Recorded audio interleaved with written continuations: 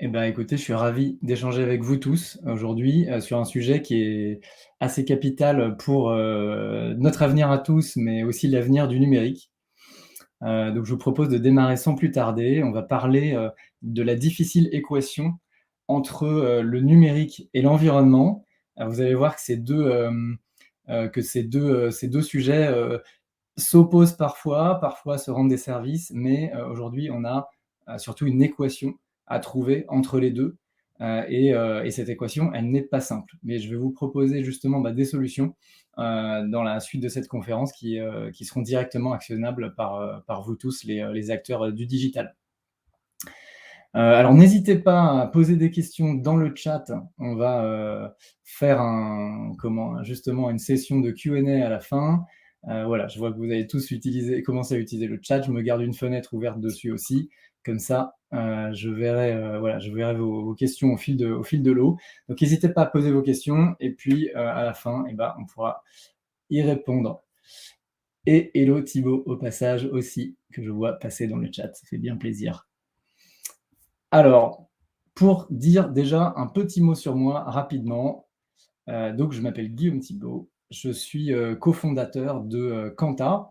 Donc c'est une entreprise qui travaille sur, un sujet historique qui est le sujet de la web performance. Donc globalement, c'est comment, rendre le web plus rapide et on travaille aussi chez Quanta sur un autre sujet qui est la sobriété numérique, soit comment rendre le numérique soutenable, d'un point de vue de son impact environnemental. Donc ça, c'est le sujet qui m'occupe le plus clair de mon temps. Mais à côté de ça, je suis aussi animateur bénévole, pour le coup, sur 2 associations que certains connaissent peut-être. Je ne sais pas si vous voulez me dire dans le chat qui connaît la fresque du climat. À mon avis, il y en a un certain nombre d'entre vous qui doivent connaître. Donc la fresque du climat et la fresque du numérique, ce sont 2 ateliers participatifs qui permettent de faire appel à l'intelligence collective pour finalement comprendre les mécanismes du réchauffement climatique pour l'un et de l'impact environnemental du numérique pour l'autre. Donc c'est vraiment un atelier que je vous conseille, qui peut se faire sous forme même d'un team building d'entreprise, où vous pouvez faire ça avec vos proches. Ça se fait vraiment comme un jeu et on apprend beaucoup de choses. Donc ça, c'est vraiment un atelier que je vous conseille. Alors, moi, pour, heu, pour vous faire un petit topo sur, ce côté un peu transverse environnemental de mes 3 activités, je vous avoue que moi, j'étais pas forcément parti pour être, hyper écolo à la base. Moi, je suis plutôt, geek, technophile, ce qui s'est passé, c'est que, il y a quelques années, je me suis, j'ai commencé un peu à me renseigner plus précisément sur les enjeux environnementaux, du climat, mais aussi, du numérique. Et je me suis pris une petite claque qui a ressemblé très très fort à cette scène du film The Matrix. Voilà, cette scène pour moi elle est un petit peu mythique. Pour ceux qui se souviennent bien du film, le héros Neo est un peu face à 2 choix. Il commence à gratter un petit peu ce qui se passe derrière le décor. Il se dit: «Ouh là, les informations, elles vont peut-être faire un petit peu mal. Donc est-ce que je continue ma vie finalement, en mode business as usual, voilà, pour faire le parallèle, donc sans beaucoup plus me poser de questions. Je vois qu'on parle de plus en plus du climat ou des impacts environnementaux. Ou alors, est-ce que je plonge dans finalement ce qu'il y a derrière le décor et je regarde ce qui se passe derrière pour finalement mieux m'aligner dans mes actions, à la fois en termes perso, en termes pro, avec cette réalité. Je vois qu'il y a Alexander qui vote pour la pilule rouge. Si vous aussi vous votez pilule rouge, vous pouvez le mettre dans le chat. Donc c'est ce que je vous propose, sans plus tarder. Alors j'ai pas 2 présentations distinctes pour le bleu ou pour le rouge.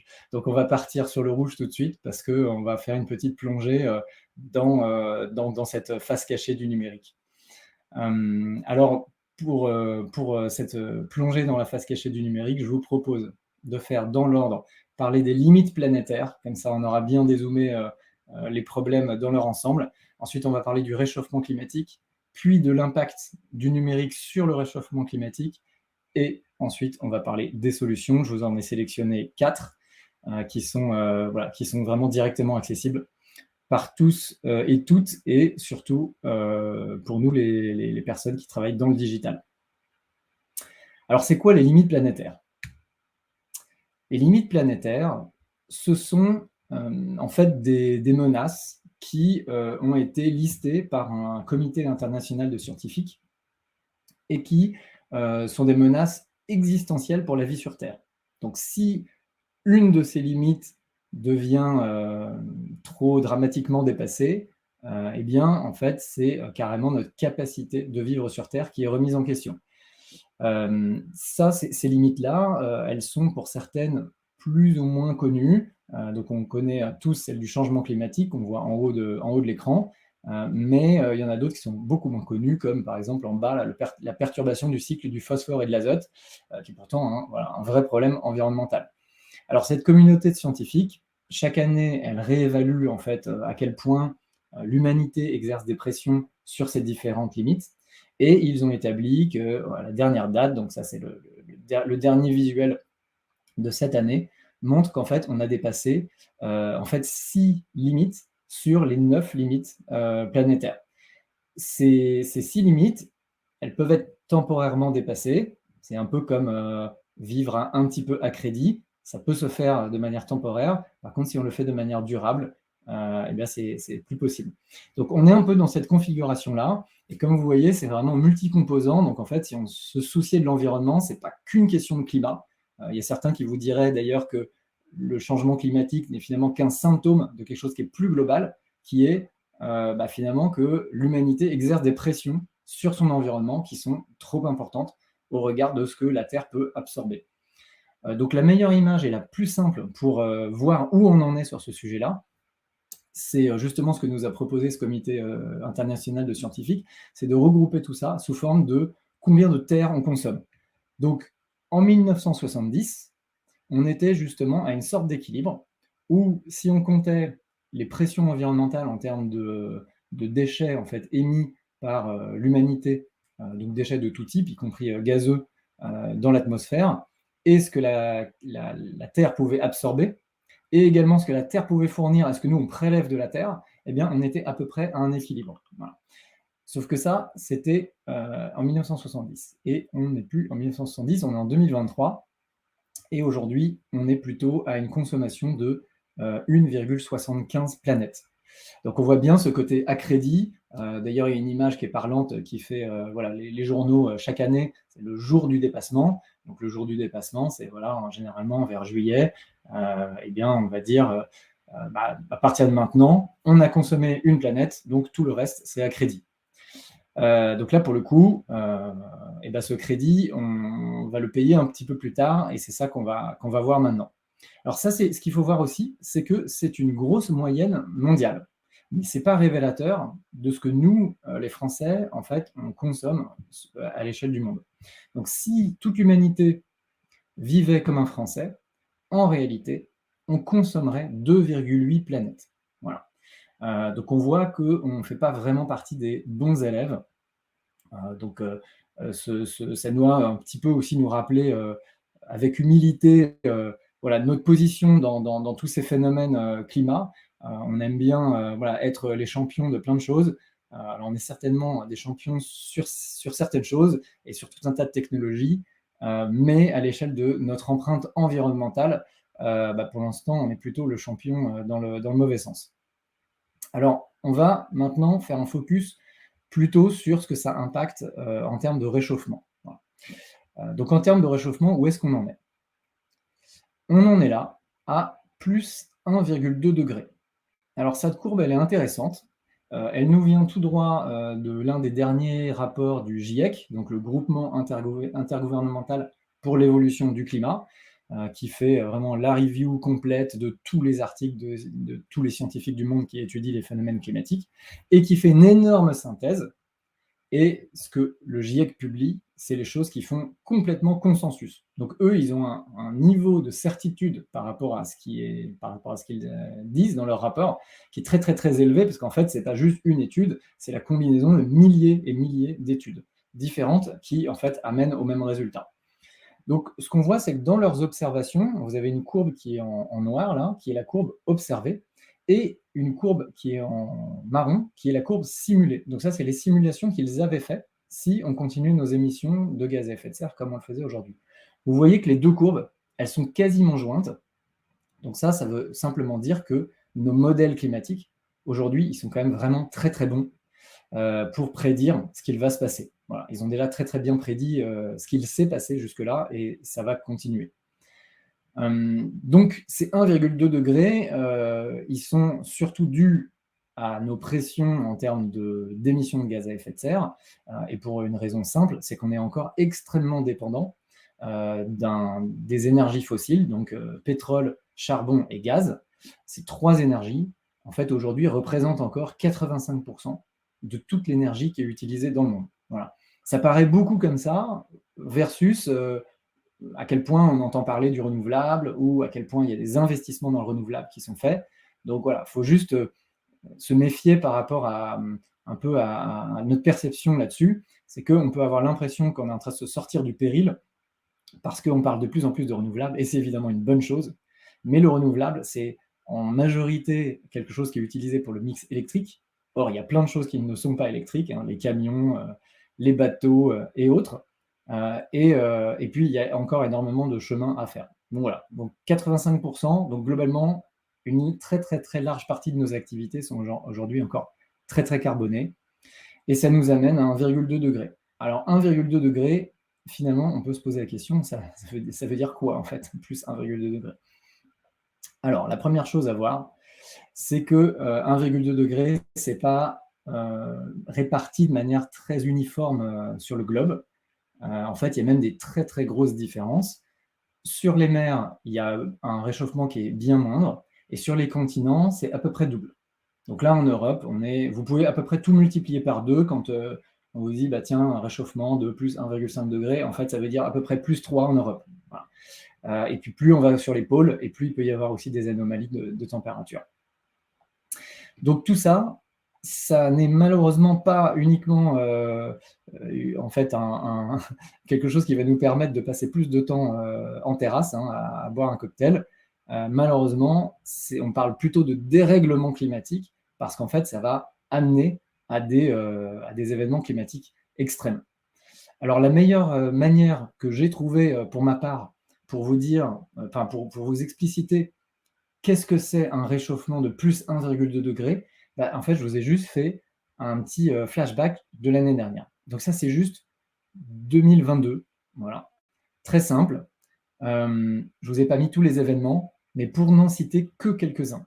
On a eu nos premiers méga-feux en France. Donc avant, c'était réservé à la Californie hein, depuis quelques années, au Canada, à l'Australie. Et puis ça y est, on commence à en avoir en France, même à des endroits où on ne les attendait pas du tout, comme en Bretagne.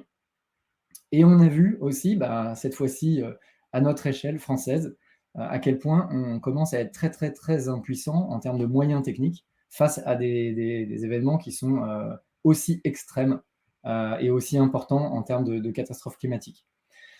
Donc on a eu ces méga-feux, mais on a eu aussi des sécheresses. Alors la sécheresse, elle a été assez généralisée en Europe, et ce qui est très très très frappant, c'est que en fait, on peut la voir depuis l'espace. Voilà.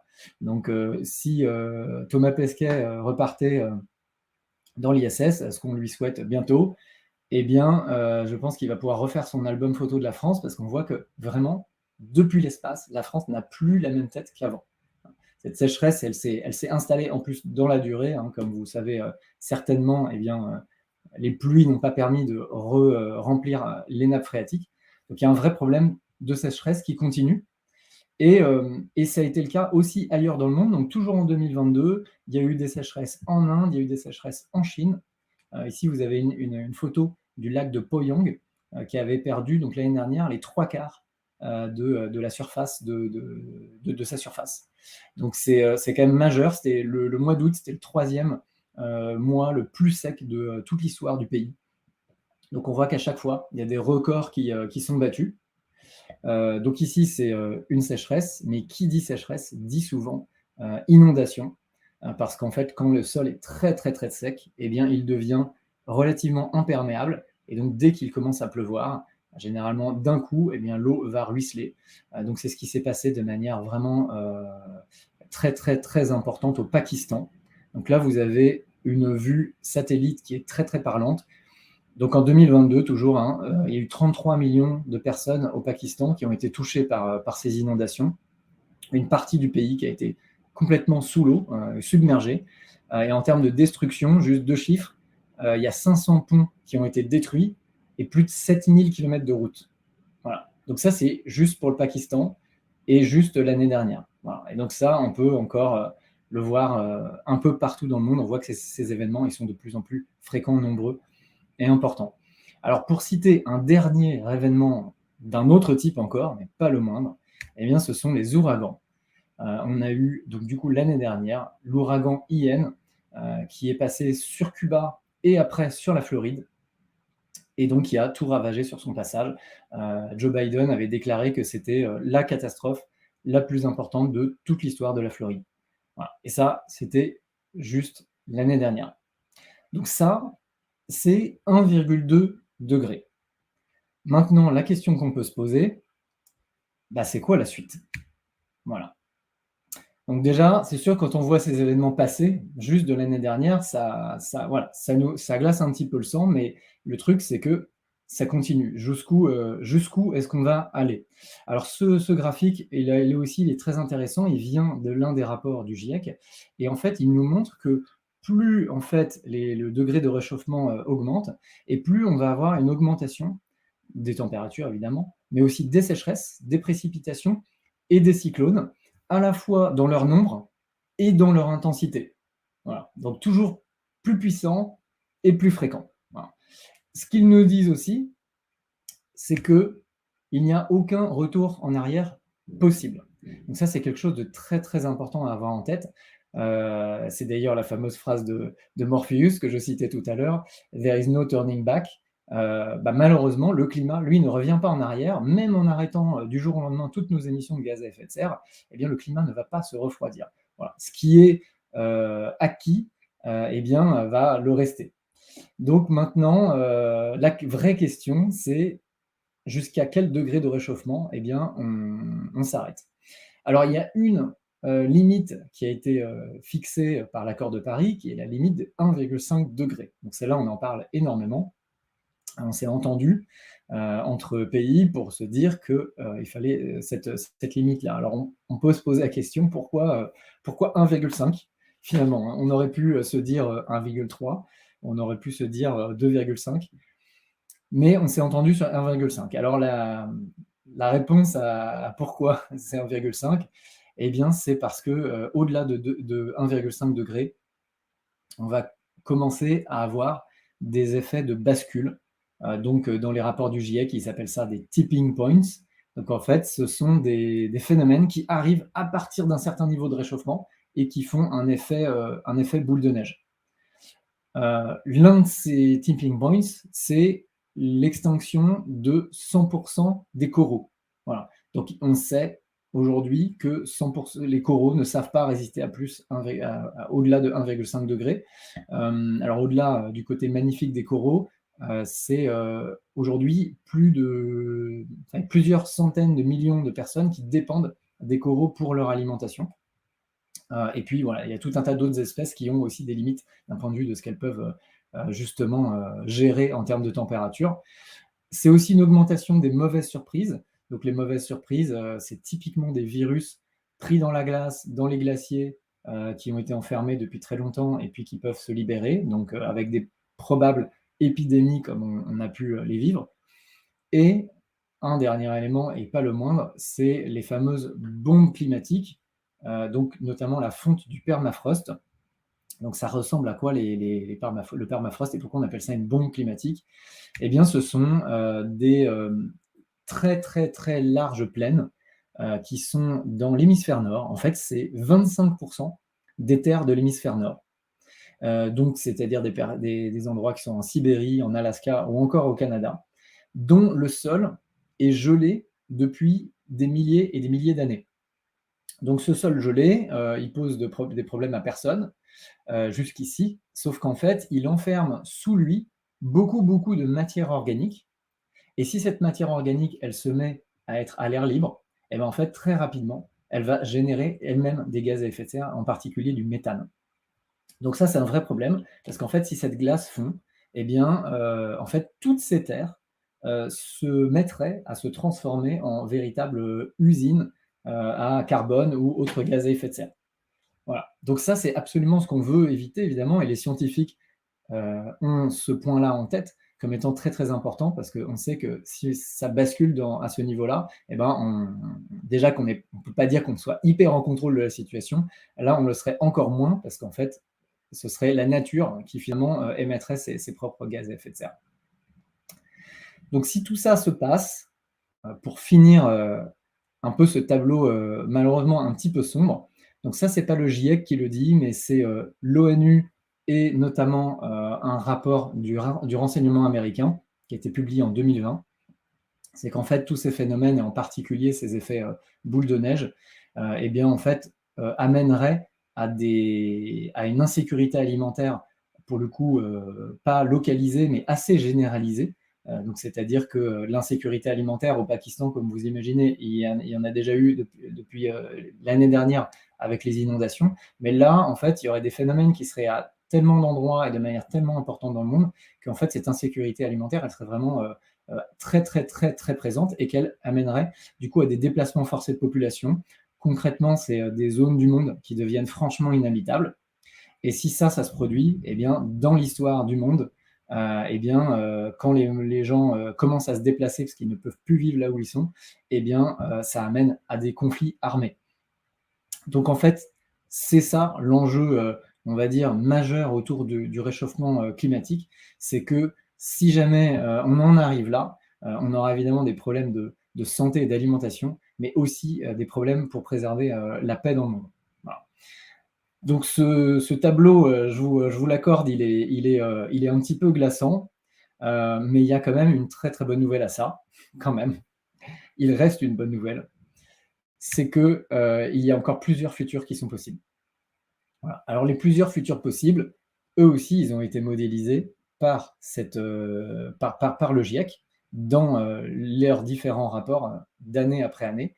Et en fait, ils ont modélisé ici, sur ce graphique, la couleur en fait représente la chaleur à l'échelle mondiale. Vous voyez, depuis 1750 jusqu'à aujourd'hui, ça s'est quand même pas mal réchauffé. Mais derrière, on voit qu'il y a plusieurs futurs possibles. Alors, il y en a certains, ce sont les scénarios qu'on ne veut pas du tout, du tout, du tout vivre. Voilà. Donc ça, on en a déjà un petit peu parlé. Il y a encore un scénario que franchement, on aimerait éviter. Donc ça, c'est le scénario qui est autour de 2 degrés.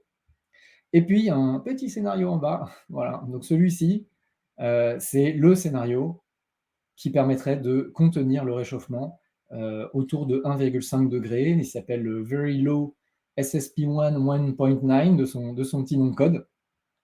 Et lui, il nous impose une division par deux, vous le voyez au milieu du graphique, une division par deux de nos émissions d'ici 2030. Voilà. Donc c'est quand même une pente qui est quand même assez sévère. Alors, je vous accorde que si cette pente, on l'avait commencée en 1970 ou même dans les années 90, elle aurait été nettement plus douce. Malheureusement, on ne l'a pas commencée et on se réveille un petit peu tard sur cette histoire. Et donc là, la pente, bah, elle a cette tête-là. Voilà. Donc je vous la montre année après année. Et ça, en fait, c'est la courbe que toutes les industries doivent suivre pour arriver à respecter l'accord de Paris. Donc c'est une pente qui, en moyenne, est de l'ordre de moins 7% par an. Alors moins 7% par an, si on s'y met franchement, c'est faisable. C'est quelque chose qui est faisable et on va en parler du numérique. Vous allez voir que dans le numérique, on a quand même beaucoup, beaucoup de solutions. Il est ici. Il représente 4 à 5 des gaz à effet de serre à l'échelle mondiale. Alors 4 à 5 ça peut paraître pas tant que ça, mais en fait, ce qu'il faut voir, c'est que nos émissions de gaz à effet de serre sont en fait très, très, très réparties selon les secteurs. C'est à la fois une mauvaise nouvelle parce qu'on ne peut pas couper un secteur pour se sauver de la situation, mais en même temps, on se dit que si tout le monde fait des efforts à son échelle, eh bien, on peut s'en sortir. Le numérique, il a quand même une spécificité avec ces 4 à 5 Alors oui, pour vous mettre en comparaison ce que donne 4 à 5 des gaz à effet de serre, en fait, c'est l'équivalent de toute la flotte mondiale de camions. C'est aussi l'équivalent de toute la flotte de l'aviation civile, et c'est pas très, très loin de la flotte mondiale de voitures. Voilà. Donc on voit que c'est quand même pas un petit sujet, même si c'est 4 à 5 des gaz à effet de serre. Alors maintenant, quelle est sa trajectoire à ce numérique? Bah, le problème, c'est que sa trajectoire, elle fait ça. Elle fait plus 8 par an. C'est à peu près la trajectoire inverse de ce qu'il faudrait faire pour arriver, à se sauver de la situation. Donc en fait, on voit que, on a vraiment un enjeu sur le numérique qui est à minima de le contenir dans son niveau actuel. Donc ça impliquerait que les autres secteurs bossent encore plus dur pour arriver à baisser leurs émissions encore plus fort que -7 par an, ou alors il faudrait que nous-mêmes, on arrive à le réduire. Voilà. Donc le plan, évidemment, c'est idéalement de le réduire et de le réduire en suivant cette courbe pour être finalement les bons élèves, même si bien sûr le numérique permet aussi d'aider à décarboner certains secteurs, je vous l'accorde. Alors, comment est-ce qu'on peut décarboner tout ça? Alors déjà, ce qu'il faut regarder, c'est ce qui est contenu dans ces, 4 à 5. On va du coup faire un zoom. Dans les 4 à 5, on a, 15 qui sont les data centers, on a 22 qui sont les réseaux informatiques et on a 63 qui sont les équipements utilisateurs. Alors déjà, cette stat-là, elle doit peut-être vous étonner parce qu'on parle beaucoup de l'impact majeur, hein, du cloud, notamment de Netflix, qui a un impact très très important. Mais ce qu'il faut voir, c'est que cet impact, il est en fait généré par plusieurs dizaines de millions de serveurs, là où en fait les équipements utilisateurs, on parle de plusieurs dizaines de milliards d'équipements. Donc en fait, il y a vraiment un effet d'échelle qui est, en fait, on n'est pas du tout à la même échelle. Voilà, on a un facteur 1000 entre le nombre de serveurs et le nombre d'équipements numériques qui sont voilà, dans nos usages de tous les jours. Et ces équipements sont de plus en plus nombreux. Alors, leur impact, donc maintenant je zoome sur ces 63%, d'où vient l'impact des terminaux? Eh bien, il vient pour une petite part, il vient de l'électricité qui va permettre de recharger ces terminaux pendant toute leur durée de vie. Donc, c'est le cas, voilà, typiquement pour les tablettes, les téléphones. Alors ça dépend évidemment du pays où on se trouve. Donc si on est en France, c'est pas négligeable, mais presque, parce que notre électricité, elle est très peu carbonée. Si on est en Pologne, il y a quand même une petite partie on va dire, justement de l'impact environnemental qui va être pris par le chargement à l'électricité de l'équipement. Mais le très très très gros de l'empreinte, eh bien en fait c'est la fabrication. Et la raison à ça, c'est qu'en fait nos équipements sont truffés de métaux. Voilà. C'est de la technologie qui est vraiment très très très, enfin c'est de la très très très haute technologie. On a l'impression que ça ne l'est plus parce qu'on s'est habitué à avoir ça dans la poche. Mais en réalité, on a été déterré un nombre incroyable de métaux différents. Alors pour ceux qui se souviennent un peu de leur cours de physique-chimie du lycée, il y a un tableau avec tous les éléments qui sont présents dans la nature. Bon, on les a quasiment tous mis. On va dire une très très bonne partie des éléments potentiellement présents dans la nature, eh bien, on les a mis dans nos équipements numériques. Alors certains de ces métaux sont assez communs et sont présents dans la nature et extractibles de manière assez simple, mais il y en a d'autres qui sont beaucoup plus compliqués à obtenir, comme c'est le cas avec le cobalt ou le tantal par exemple, ou l'indium. Ces métaux-là sont très très rares dans la nature et donc on va devoir faire de l'extraction à une échelle qui est complètement démente parce qu'en fait, pour aller récupérer quelques grammes de tantal ou d'indium, eh ben en fait, on va aller extraire des tonnes et des tonnes de roches. Voilà, c'est quelques grammes par tonne. Donc, il n'y a pas d'autre choix que d'utiliser des énormes excavatrices qui, comme vous l'imaginez, ne fonctionnent pas au panneau solaire et donc vont générer énormément de gaz à effet de serre en brûlant du pétrole. Donc en fait, on a un impact environnemental qui est majeur sur les mines. Et si vous creusez ce sujet des mines, qui en soi est un sujet à part, qui est très intéressant, et ben, en fait, vous verrez que contrairement à ce qu'on peut espérer, en fait, il n'y a pas de manière de faire des mines propres. C'est vraiment, voilà, c'est inhérent au fait de faire une mine. On doit remuer la terre, et donc on est obligé de sortir des métaux qui sont potentiellement polluants et qui n'avaient rien à faire dehors. Voilà. Pour aller chercher évidemment ceux qui nous intéressent. Alors quand on voit ça, et quand on voit la difficulté pour aller récupérer un peu d'indium ou un peu de tantal, bah, la question qu'on peut se poser quand même, c'est on ne pourrait pas simplement recycler, quoi. Est-ce que je ne pourrais pas faire en sorte que mon iPhone 10, et bah, il me serve à fabriquer mon iPhone 14 ou mon iPhone 15? Bah, malheureusement, c'est pas trop possible. Pourquoi? Parce on fait face à des limites techniques. On ne sait pas, en fait, séparer certains des éléments parce que c'est trop miniaturisé.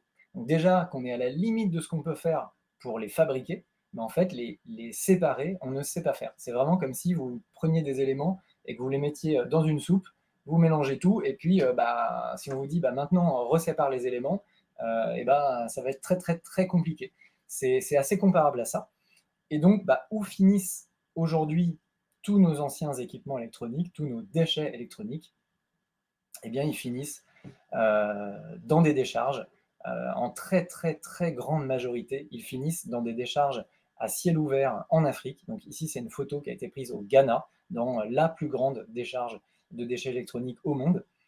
Et donc, c'est une réalité de ce qui se passe aussi en aval de l'utilisation du numérique, c'est que derrière, en fait, on ne sait pas quoi faire de ces équipements. Alors, quand c'est possible de les réparer, bien sûr, il faut absolument le faire.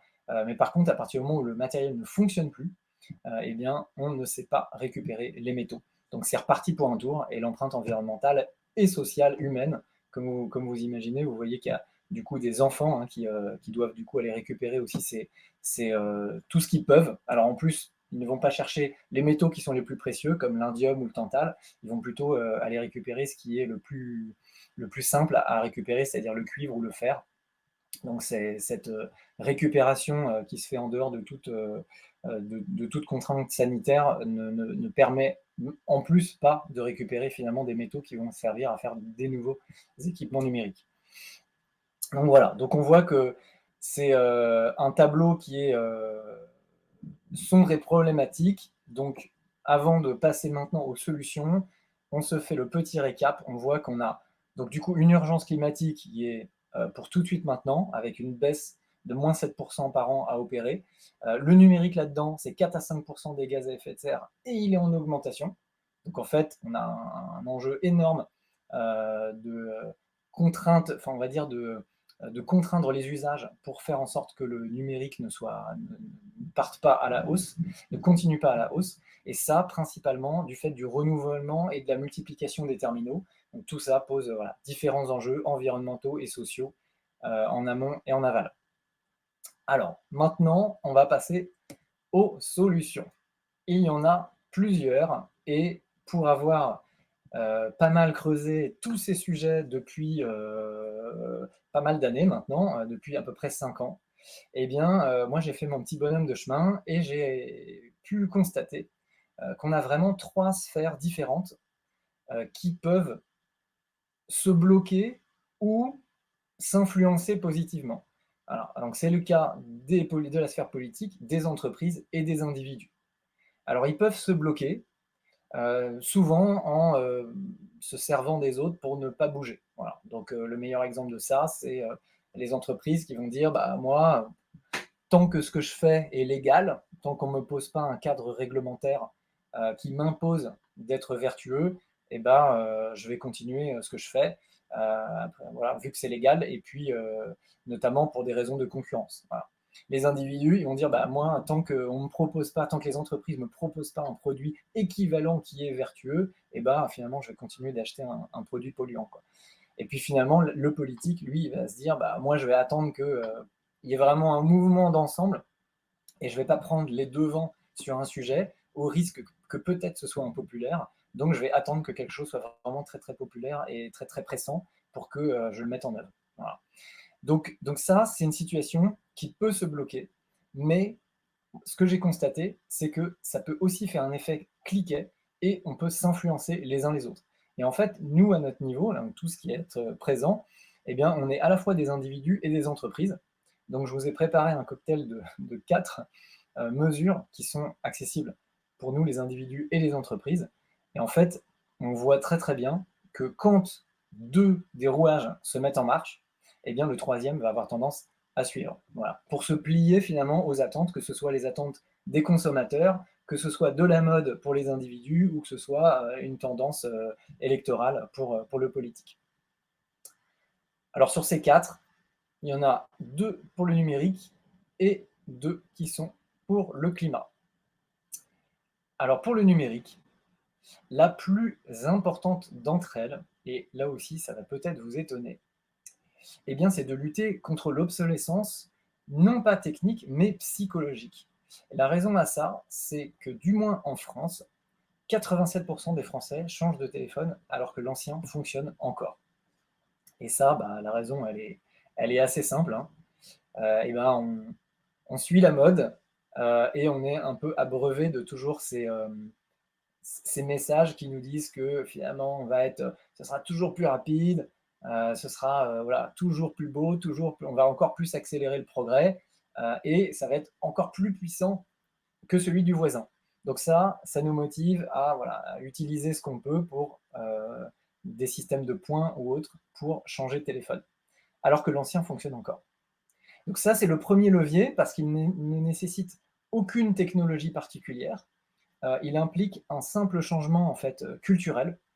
Et ce changement culturel, on a pu le voir dans d'autres secteurs. Il a déjà opéré. Je vous donne un exemple, mais vous voyez que typiquement sur le secteur de la mode, il y a un peu deux mouvements qui s'opposent aujourd'hui. Donc voilà, il y a de la fast fashion qui est en train de percer d'un côté, mais on voit qu'il y a aussi de plus en plus de gens qui sont regardants sur la manière dont ils vont utiliser et consommer des vêtements. Donc il y a eu un essor de la seconde main avec Vinted qui fait que le fait d'utiliser un vêtement de deuxième main était passé de quelque chose d'un peu bizarre il y a encore quelques années à quelque chose de au moins normal, voire même de plutôt cool.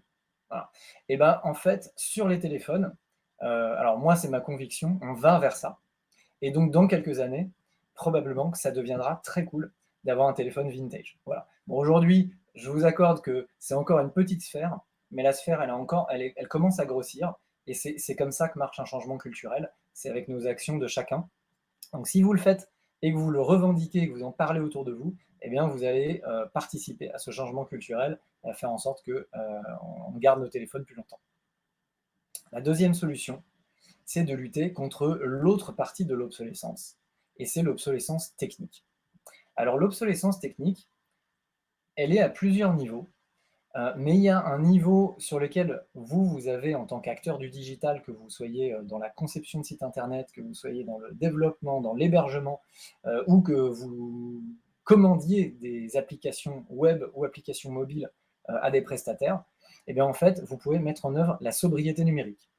C'est un levier qui est majeur parce qu'en fait, euh, rendre une application plus frugale, donc plus légère, va vous permettre d'économiser des calculs à la fois au niveau du centre de données, donc au passage d'ailleurs vous économisez des coûts d'hébergement, donc ce qui est pas volé et ce qui est bon à prendre pour les finances aussi de l'entreprise, mais ça va aussi être plus léger en calcul côté utilisateur. Donc il y a quelque chose qui n'est pas chez vous, mais qui se passe chez vos internautes et qui va être plus léger.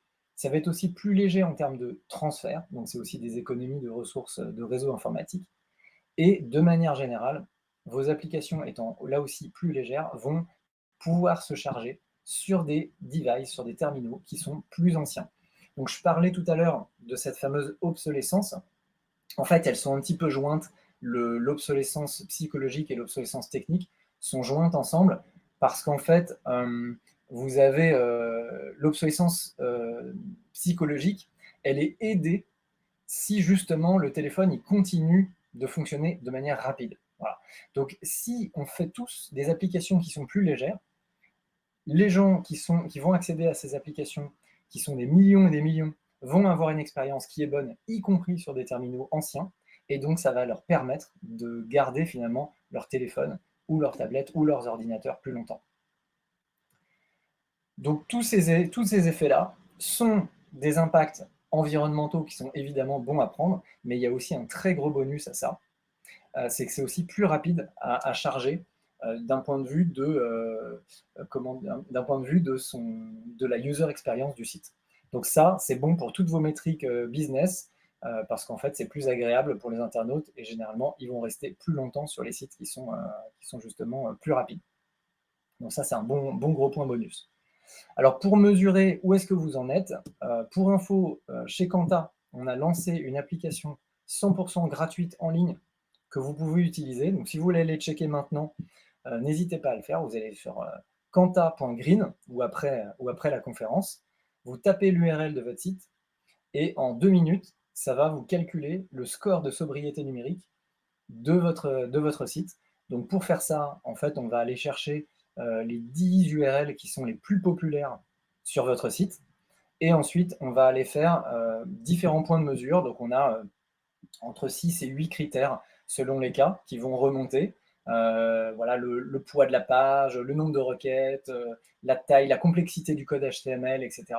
Et tous ces points de mesure vont permettre de nous dire si le site il a été plus ou moins bien éco-conçu. Voilà. Donc, si vous faites ce genre de test, eh bien, vous allez déjà voir où est-ce que vous en êtes. Et comme on dit très souvent, pour s'améliorer, il faut commencer à mesurer. Donc ça peut être un bon point de départ.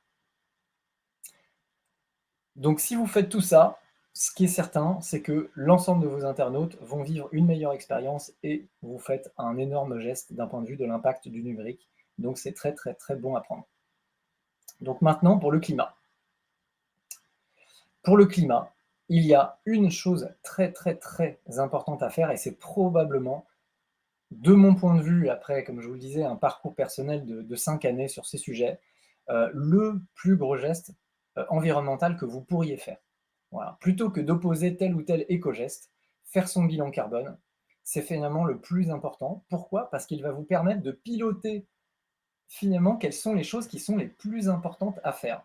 On a l'habitude, en particulier dans le digital, de tout piloter par la data. Hein. On a des analytics pour ci et ça, et on n'imaginerait pas prendre des décisions sans avoir une vue sur ce qui se passe réellement. Et ben, c'est pareil pour le bilan carbone.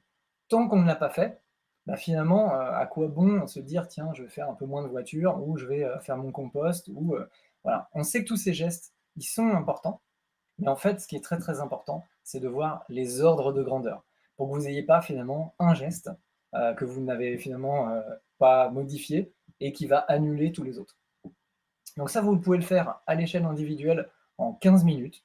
Il y a un site qui s'appelle donc Nos Gestes Climat, qui est le site de l'ADEME, qui est vraiment très très bien fait, très ludique. Donc pour la petite anecdote, après pas mal de boulot, parce que ça m'a quand même pris plusieurs années, il a fini par me dire que j'avais les plus grandes chances d'économiser des tonnes de carbone en me mettant à convaincre les autres plutôt qu'en continuant de réduire de mon côté. Alors j'essaye encore de réduire, mais bon, je pense que voilà, ces conférences font partie de ces gestes pour aller plus loin. C'est évidemment voilà, de s'inspirer les uns les autres sur ces sujets. Vous pouvez aussi faire ce bilan carbone à l'échelle de l'entreprise. Alors ça, je vous le recommande aussi beaucoup. On l'a fait chez Quanta avec Samy, c'est un cabinet externe qui va venir un peu auditer l'ensemble voilà, des paramètres, des dépenses, etc. Et qui va regarder quels sont les niveaux d'émissions de chaque poste à l'intérieur de l'entreprise.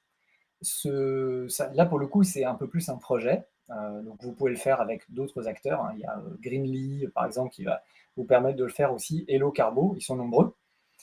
Et donc, quand vous faites cet audit, vous allez aussi pouvoir fédérer vos équipes autour de ce projet. Donc, c'est très transverse, c'est-à-dire que l'ensemble des participants va commencer à pouvoir finalement échanger là-dessus et être dans un projet qui est positif et qui est assez transverse finalement à l'objectif de votre entreprise. Donc moi, je vous conseille vraiment de le faire en termes de valeur de boîte et notamment voilà, pour vos collègues, c'est vraiment très bien à faire. Voilà, nous on a continué de le faire, c'est la 2e année. Pour la petite anecdote, ça nous a poussé à réduire nos dépenses de cloud, parce qu'en fait le cloud est la partie qui émet le plus chez nous. Et en fait, ces dépenses, on les a déjà divisées, enfin on les a déjà baissées de 20%. Donc voilà, donc on a quand même fait voilà, déjà un premier beau geste. Et 20% de moins, bah, c'est déjà 20% d'émissions en moins et c'est 20% aussi d'économies sur vos factures d'hébergement. Donc voilà, ça rime aussi avec des économies. La dernière solution que je vous propose, c'est d'en parler le plus possible autour de vous. Alors ici, je vous ai mis une photo de la fresque du climat. C'est une très très bonne manière d'en parler parce que vous le faites sous forme d'un jeu.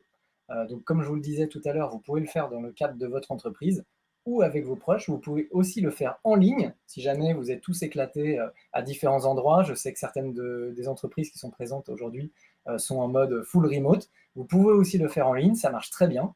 Donc moi, je l'ai animé aussi en ligne. Et pourquoi? Parce que en fait, on parle beaucoup entre nous autour de la fresque du climat, à la fois autour des mécanismes, mais aussi autour des solutions. Et c'est très intéressant de, on va dire, se challenger les uns les autres sur ces gestes. Le dernier feedback que je peux vous donner sur le fait d'en parler autour de soi, là, c'est mon expérience aussi personnelle qui parle, que ce soit avec amis et famille, mais ce sujet des pressions environnementales que l'humanité exerce et de ce qui nous attend, on sait que ce sujet contient des nouvelles qui ne sont pas bonnes.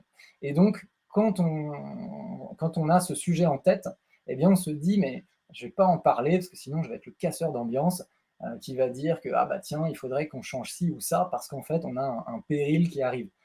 Et c'est vrai qu'au début, ça peut rebuter et il faut un petit peu prendre son courage à deux mains, parler avec tact pour aborder ces sujets-là. Mais en fait, ce que j'ai remarqué, c'est que avec le temps, c'est hyper bénéfique parce qu'en fait, vous allez vraiment vous synchroniser sur ce sujet-là avec vos proches. Et en fait, plutôt que rester avec une idée, on va dire un facteur un petit peu disjoint entre ce que vous pensez et ce que eux pensent, et avec du coup des gestes qui peuvent être très très décalés entre les personnes. Et parfois, vous pouvez à un moment vous dire, bah mince, je vais finir par m'éloigner de ces personnes tellement on n'est plus aligné sur ces sujets. Et bien là, ça va vous permettre de rester aligné et de vous inspirer les uns les autres.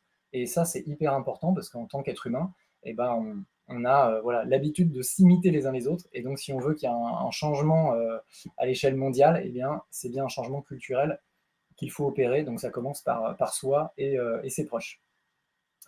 Je vous remercie du coup de votre écoute et de votre tolérance pour les petits problèmes techniques qui a pu avoir lieu au milieu. Je vous laisse déjà sur cette slide que vous pouvez utiliser un QR code maintenant pour avoir accès à toutes les sources de l'ensemble des sujets dont on a parlé. Et je vais, sans plus tarder, commencer à rattraper un petit peu le chat pour voir s'il y a des questions auxquelles on pourrait répondre dans le temps qui nous est imparti. On va pouvoir se rester encore quelques minutes ensemble. Alors, je vois qu'avec les problèmes techniques, ça nous a un petit peu ralenti. Alors, on a une question de Philippe qui est sur la répartition voiture, bateau, avion, aviation civile plus numérique, à peu près 20%. C'est quoi le gros des 80% restants? Bonne question.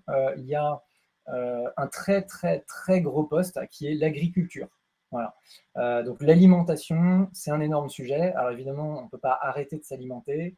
Par contre, si vous creusez le sujet de qu'est-ce qui dans l'alimentation consomme le plus, eh bien, vous verrez qu'il y a plusieurs types d'alimentation. Le fait de manger beaucoup de viande, et en particulier de la viande rouge, est beaucoup, beaucoup plus émetteur que de manger soit du poulet ou moins de viande de manière générale. Donc ça, c'est lié à plusieurs phénomènes, donc sans rentrer forcément dans tous les détails, mais ça nécessite des surfaces beaucoup plus importantes, et il y a des émissions de méthane aussi qui sont liées aux bovins.